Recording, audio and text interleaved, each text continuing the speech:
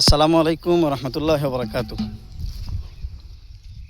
ভিডিওটি যারা দেখছেন দেশ ও প্রবাস থেকে, আমাদের ময়মনসিংহ নান্দা থানায় বর্তমান যে অবস্থা চলছে, বৃষ্টির কারণে মানুষের হাজার হাজার টন ধান, হাজার হাজার টন ধান একেবারে পানির তলে একেবারে চলে যাচ্ছে, যেগুলো নেওয়া অসম্ভব হয়ে পড়ছে। মানুষ একেবারে ধান নিতে পারছে না।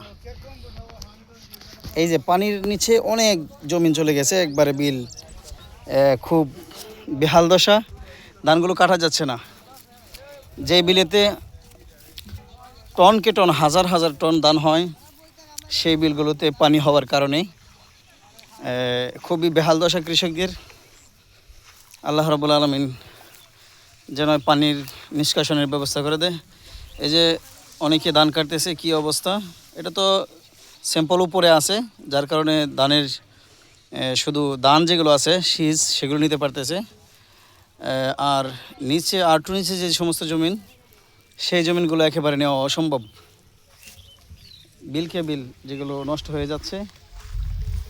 এখানে হাজার হাজার টন ধান হয়, এখানে পুরা বিল শেষ, যেটা কৃষকের জন্য খুবই দুঃখজনক, মর্মান্তিক একটা বিষয়।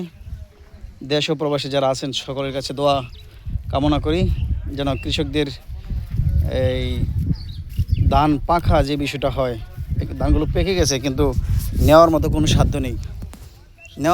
সাধ্য নেই, বাড়িতে। এই জন্য সকল দোয়া করবেন যেন কৃষকদের মনের তামান্না পানি যেন কমে যায়, আর কৃষক তাদের ডুলে ধান নিতে পারে। একেবারে অবস্থা খুবই খারাপ। কৃষকগুলো প্রত্যেকের ধান ক্ষেতের পাশে বসে আছে, কিচ্ছু করার নেই। এই যে কেউ ধান কাটতেছে, এই যে সকলেই ধান ক্ষেতের পাশে বসে আছে। আল্লাহ রাব্বুল আলামিন এই অঞ্চলকে পানি নিষ্কাশনের ভালো একটা ব্যবস্থা করে দেন। আসসালামু আলাইকুম রহমতুল্লাহ।